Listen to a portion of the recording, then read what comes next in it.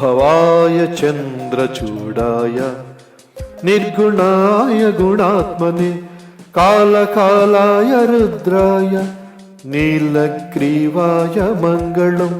वृषारूढाय भीमाय व्याघ्रचर्माम्बराय च पशूनां पतये तुभ्यं गौरीकान्ताय मङ्गलम्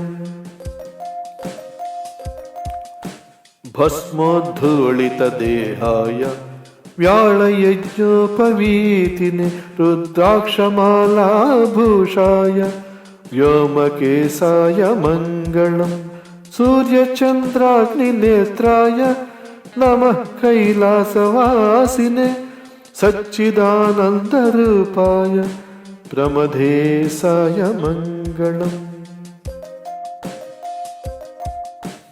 मृत्युञ्जयाय साम्बाय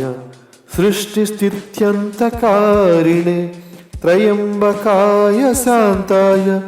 त्रिलोकेशाय मङ्गलम् गङ्गाधराय सोमाय नमो हरिहरात्मने उग्राय त्रिपुरघ्नाय वामदेवाय मङ्गलम् सद्योजाताय सर्वाय भव्यज्ञानप्रदायिने ईशानाय नमस्तुभ्यं पञ्चवक्त्राय मङ्गलम् सदाशिवस्वरूपाय नमस्तत्पुरुषाय च